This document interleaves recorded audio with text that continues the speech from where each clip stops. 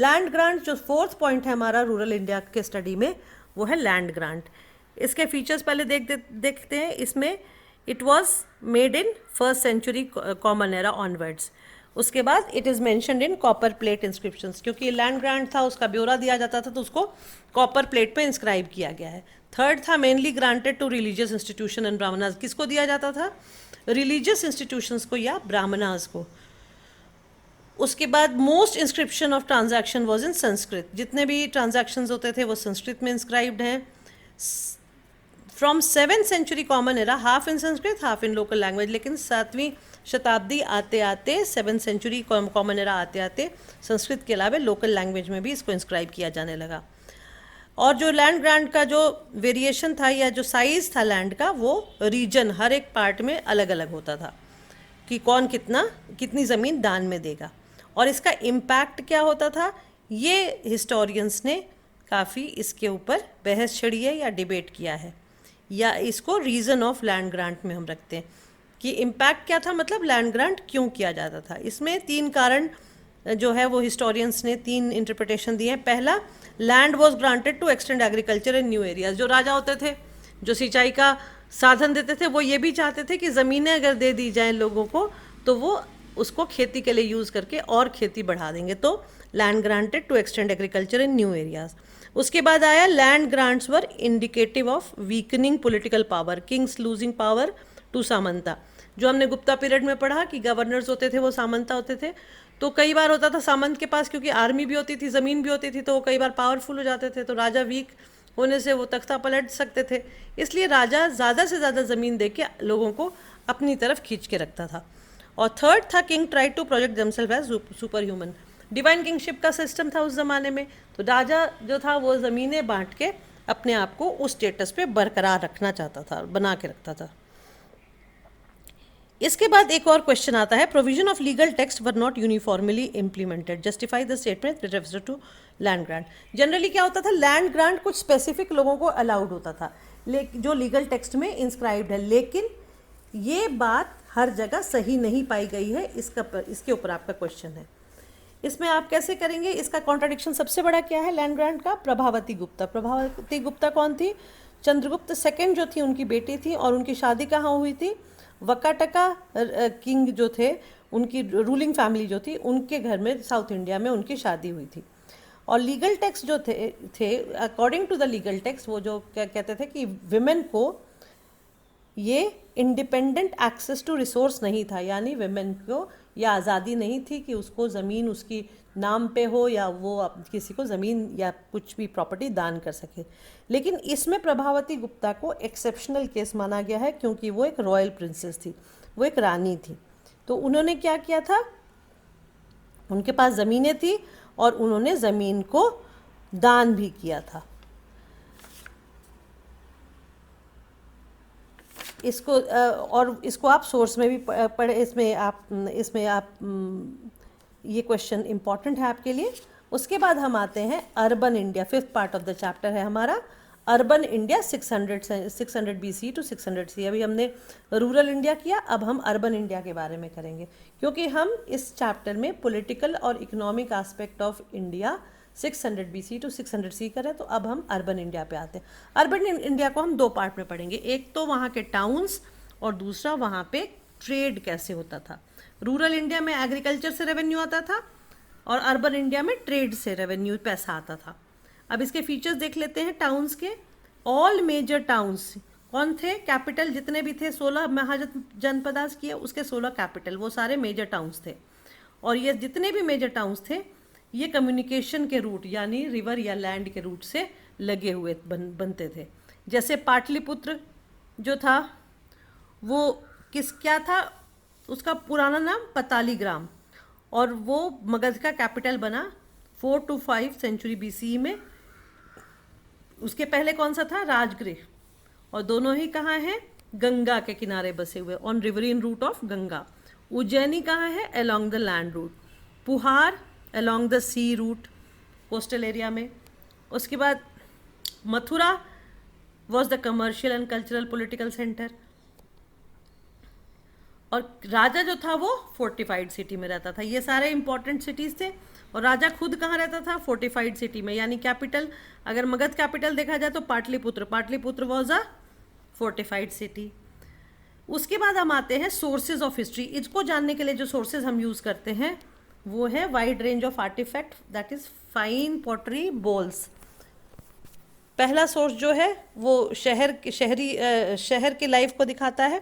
वो है वहाँ के बर्तन जो हमें मिले हैं, बहुत फाइन क्वालिटी के, बहुत अच्छी क्वालिटी के, जिनको आर्टिफैक्ट्स में हम रखेंगे, जिनको मटेरियल में रखेंगे। डिशेस मिले हैं ग्लॉसी फिनिश के साथ, जिनको नॉर्दर्न ब्लैक पॉलिश्ड वेयर कहा जाता है। वो जो अमीर लोग थे टाउन के वो यूज़ करते थे। दूसरा हमें एविडेंस क्या मिला है? Ornament, tools, weapons, vessel, figurine of gold, silver, copper, bronze, ivory, glass, shell, terracotta. ये इतने तरह की चीज़ें मिली हैं जिससे बनने वाले गहने मिले हैं, टूल्स मिले हैं, हथियार मिले हैं, जिससे पता चलता है कि क्या लाइफस्टाइल थी अर्बन लोगों की, यानी शहर के लोगों की। अर्बन का मतलब होता है नगर या शहर की लाइफ। उसके बाद एक और सोर्स मिला है इसको जानने के लिए अर्बन लाइफ को, वोटिव इंस्क्रिप्शन। वोटिव का क्या मतलब होता है? Record of gift to religious institution. जिसको भी रिलीजियस इंस्टीट्यूशन को हम देते हैं, वो देते थे कुछ जो भी, उसको वोटिव इंस्क्रिप्शन कहा जाता था। उसमें डोनर का नाम लिखा हुआ है, उसी से पता चलता है कि अर्बन लाइफ कैसी थी। अब वोटिव इंस्क्रिप्शन में क्या क्या लिखा हुआ है ये भी देख लेते हैं। About the donor, town people, washing folk, weaver, scribe, carpenter, potter, सबके बारे में लिखा हुआ है। जो जो लोग बिलोंग करते थे अर्बन इंडिया में उस समय, उन सब के बारे में मेंशन किया हुआ है वोटिव इंस्क्रिप्शंस में। और उसमें जो आता है गिल्ड और श्रेणी ऑफ मर्चेंट भी जिनके बारे में है, वो कौन थे। गिल्ड का मतलब होता है ऑर्गेनाइजेशन, और किसका है ऑर्गेनाइजेशन? क्राफ्ट्स पर्सन का और मर्चेंट्स का, जो प्रोडक्शन करते थे चीज़ों का, अलग अलग फाइन चीज़ें बनाते थे ट्रेड के लिए। ये क्या करते थे? जो गिल्ड्स थे ये रॉ मटेरियल ला के मर्चेंट्स को देते थे या क्राफ्ट्समैन को देते थे। उसके बाद जो प्रोडक्शन था उसको रेगुलेट करते थे कि कौन कितना प्रोडक्शन, क्या प्रोडक्शन करेगा। उसके बाद जब बन जाता था सामान तो उसको मार्केट भी करते थे, बेचने भी जाते थे। और इस तरह से ये पूरा गिल्ड अपना काम करता था। और अच्छे प्रोडक्शन के लिए आयरन टूल्स या लोहे के जो ये टूल्स थे उसको यूज़ किया जाता था, जो इम्प्लीमेंट्स होते थे, जो औजार होते हैं, जिसको औजार कहा जाता है। अब ये सारी चीज़ें बन गई, गिल्ड ने बनवा ली, उसको कलेक्ट कर ली। इसको ट्रेड कैसे करते थे? How was trade conducted in 6th century BC onwards? 3 तरीक़ों से ट्रेड, 3 मीन्स से ट्रेड होता था। एक लैंड था, दूसरा रिवर था, और तीसरा समुद्र था, समुद्र से भी होता था। ट्रेड रूट्स कौन कौन से थे? पहला था जो इंडिया के अंदर था, जिसको क्रिस क्रॉस इंडिया कह लिखा हुआ है हमने। उसके बाद एक ट्रेड रूट था जो सेंट्रल एशिया जाता था, एक था जो ईस्ट और नॉर्थ अफ्रीका जाता था, एक वेस्ट एशिया जो आज का गल्फ कंट्री है वहाँ जाता था, और एक और था जो बे ऑफ बंगाल यानी ईस्ट ऑफ इंडिया में, जो साउथ ईस्ट एशिया, आज का जो इंडोनेशिया वाला, जो म्यांमार वाला जो एरिया है उसको साउथ ईस्ट एशिया कहते हैं, वहाँ पे जाता था, और चाइना जाता था। तो इंडिया के अलावा 4 डायरेक्शंस थे जहाँ पे ट्रेड होते थे। कौन जाते थे यहाँ पे सामान लेके? इंडिया के अंदर ही अंदर जो पेडलर्स थे, जो ऑन फुट जाते थे, घूम घूम के बेचते थे। उसके बाद मर्चेंट्स थे जो कारवां और बुलक कार्ट में बैठ के और अदर एनिमल्स के कारवां में बैठ के जाते थे सामान बेचने। और जो बाहर बिल्कुल दूर जाते थे समुद्र क्रॉस करके, उनको सी फेयरर्स कहा जाता था, जिनकी जर्नी सबसे रिस्की या सबसे ख़तरनाक होती थी, लेकिन जिनका प्रॉफिट सबसे ज़्यादा होता था। इसके अलावे मर्चेंट्स को तमिल में मसवत्वन कहा गया है, और प्राकृत में इनको सेठीज और सताहवाहज कहा गया है। ये नाम 1 मार्कर के लिए आप याद कर लीजिएगा, इम्पॉर्टेंट है। उसके बाद आता है ट्रेड, क्या क्या चीज़ें होती थी। हमने ट्रेड रूट देख लिया, हमने ट्रेडर्स को देख लिया कौन कौन थे, और अब क्या ट्रेड करते थे। सॉल्ट, ग्रेन, क्लॉथ, मेटल और रेडी गुड्स, ये सारी चीज़ें जो मैंने दी हुई है, स्पाइस, टेक्सटाइल, ये सब चीज़ों का ट्रेड होता था। कुछ रोम जाता था, कुछ मेडिटेरेनियन टेक्सटाइल जाता था, इस तरह से। उसके बाद मीडियम क्या था? मीडियम ऑफ करेंसी क्या थी? ट्रांजैक्शन कैसे? हड़प्पा में हमने देखा कि पूरा बार्टर सिस्टम था, एक सामान जाता था, बदले में दूसरा सामान आता था। यहाँ पे कॉइन्स यूज़ होने वाले थे। कॉइन्स यूज़ होने लगे थे, इसलिए ट्रेड में काफ़ी स्पीड बढ़ गई थी। इसमें कॉइन्स के बारे में अगर हम देखें तो कॉइन्स को पढ़ने वाले लोग थे, उनको कहा गया न्यूमिस्मैटिक, जो हु स्टडीज द कॉइन। ये भी अगेन 1 मार्कर के लिए आपके लिए इम्पॉर्टेंट है। उसके बाद टाइप्स ऑफ कॉइन्स देख लेते हैं हम। इसमें 5 तरह के कॉइन्स के बारे में मेंशन किया हुआ है। पहला है पंच मार्क्ड कॉइन, जो सिल्वर और कॉपर के होते थे, जो मौर्यंस ने इशू किए थे, और उस समय के कुछ मर्चेंट्स और बैंकर्स ने भी और रिच टाउन पीपल ने भी किया था, उसको पंच मार्क कॉइन कहते थे। पहला जो कॉइन था वो इंडो ग्रीक था, उसके ऊपर नाम और उसका इमेज पिक्चर जो थी वो रूलर की दी हुई थी। वो नॉर्थ वेस्ट इंडिया में सबसे पहले मिला था, और वो बना कब था? 2nd century BCE, before common era, सबसे पहला जो कॉइन। और पहला जो गोल्ड कॉइन था वो कहाँ किसका मिला है? कुशांस का मिला है।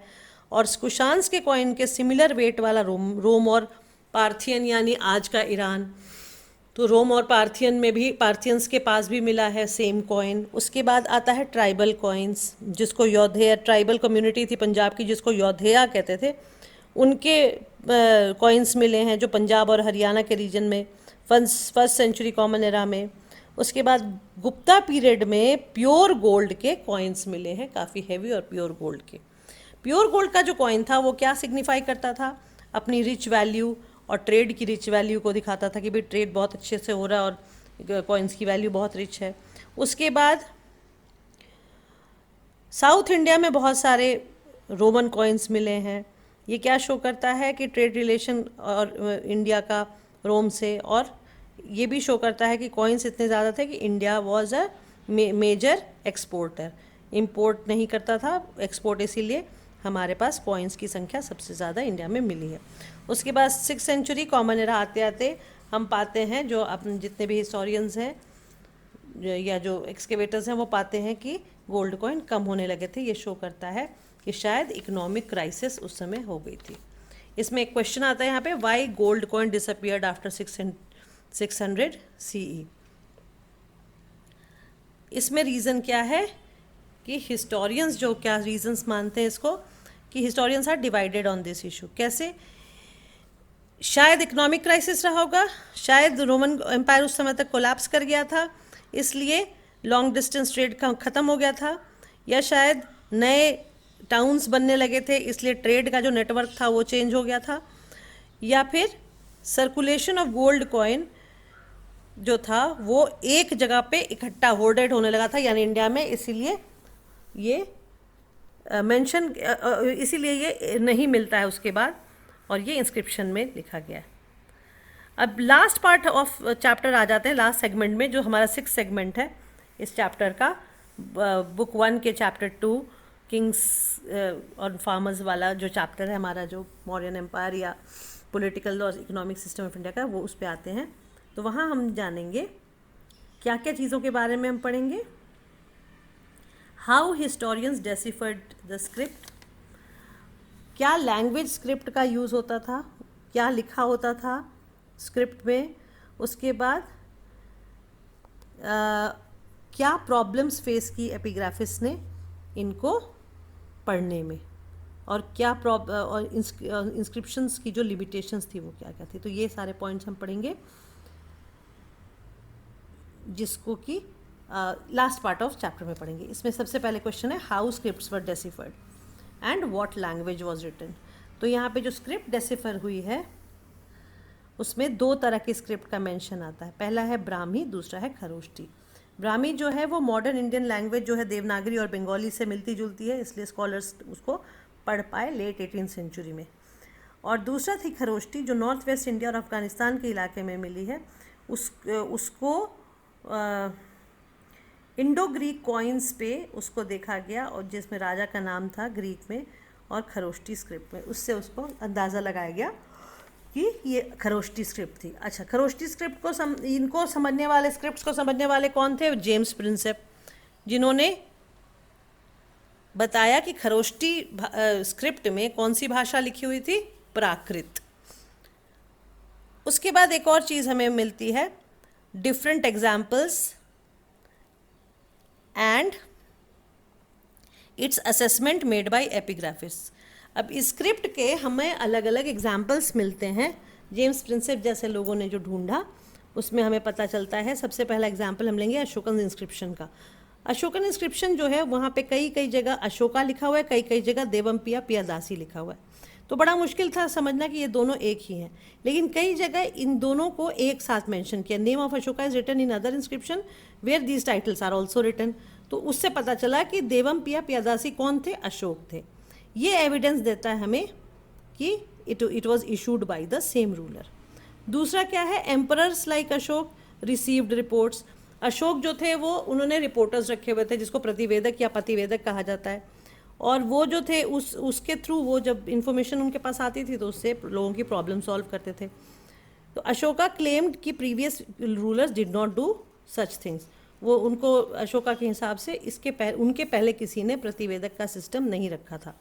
और जो एपिग्राफिस्ट जिन्होंने पढ़ना शुरू किया उन्होंने कंक्लूड किया कि इसका इस तरह से पढ़ा जाए इसको कि इसका मीनिंग ना चेंज हो। अब हम देखते हैं कि जितने भी अशोकन इंस्क्रिप्शन थे इनकी प्लेसिंग कैसे थी, कहाँ कहाँ मिले थे। इसमें भी कुछ पॉइंट्स हैं जो हमें देखने हैं। एक सोर्स 11 आपको देखना होगा उसके लिए, जिसमें कलिंग वॉर का एक्सप्लेन किया हुआ है एंग्विश ऑफ किंग के नाम से। उसके पहले देखते हैं हम, some were inscribed on rocks on the route of communication.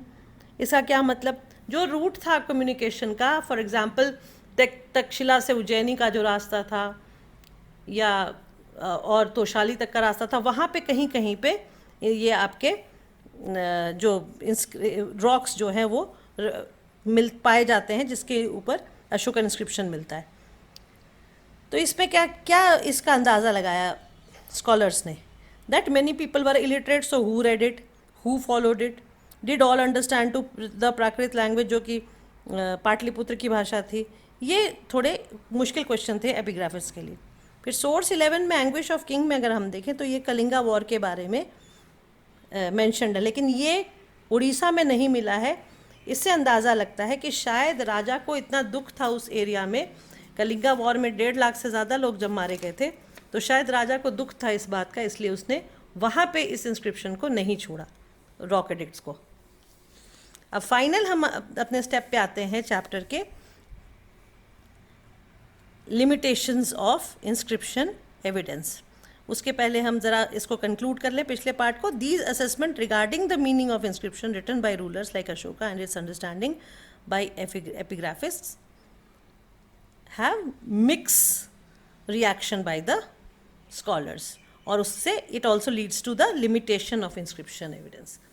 ये किसको लीड करता है कि शायद क्योंकि समझने में दिक्कत हुई थी, तो क्या रीज़न रहा होगा, लिमिटेशन इंस्क्रिप्शन का। पहला क्या था, टेक्निकल लिमिटेशन, लेटर्स फेंट हैं और उसके बाद उसका रिकंस्ट्रक्शन दिक्कत होती है उसको कि लेटर को दोबारा से कैसे उसको बनाया जाए, समझ नहीं आती। दूसरा, कई जगह इंस्क्रिप्शन समय के साथ डैमेज हो गए, लेटर मिसिंग थे। उसके बाद समझने में परेशानी हुई, कई स्कॉलर्स को डिबेट करना पड़ा alternative way of reading inscription के लिए कि किस तरह से इसको पढ़ा जाए। फिर बहुत सारे इंस्क्रिप्शन आज तक पढ़े भी नहीं जा पाए हैं, डेसिफर नहीं हो पाए हैं। बहुत सारे जो इंस्क्रिप्शन है वो डिस्ट्रॉय हो चुके हैं समय के साथ। उसके बाद many political and economic issues were not recorded and engraved in inscription. वही चीज़ें लिखी है जो राजा चाहता था कि लिखी जाए, बहुत सारी चीज़ें नहीं लिखी है तो उसको कंक्लूड करना मुश्किल है, जैसे day to day life of people, agriculture practice बहुत डिटेल में नहीं मिलती हैं कई जगह। उसके बाद लास्ट है, inscription had an aerial view. राजा के पॉइंट ऑफ व्यू से इंस्क्रिप्शन लिखा हुआ था, इसलिए एक तरह से उसको बायस माना गया है। ये कॉमन पीपल का पॉइंट ऑफ व्यू तो था ही नहीं उसमें, तो उसको कैसे कंक्लूड किया जाए। तो वन वे है कंक्लूड करने का, 2 वे नहीं हो सकता। तो फाइनली हम जब इस चैप्टर को असेस करेंगे तो हमें 3 चीज़ें असेसमेंट में मिलती हैं स्कॉलर्स के पॉइंट ऑफ व्यू से। 19th सेंचुरी में किंग के पॉइंट ऑफ व्यू से हिस्ट्री लिखी जाती थी। 20th century, mid 20th century आते आते हिस्ट्री को पॉलिटिकल, सोशल और इकोनॉमिक बेसिस से लिखा जाने लगा। और आज के युग में, कंटेम्प्रेरी एरा में, जो हिस्टोरियंस है वो कोशिश करते हैं हिस्ट्री को कॉमन पीपल के नज़रिए से लिखें, जिससे कि ज़्यादा से ज़्यादा चीज़ें सामने आ सके। With this we come to the end of this chapter. Thank you very much. Dear students, अगर मेरा वीडियो पसंद आया हो तो इसे अपने फ्रेंड्स के साथ शेयर करें, लाइक करें और चैनल सब्सक्राइब करें। Thank you.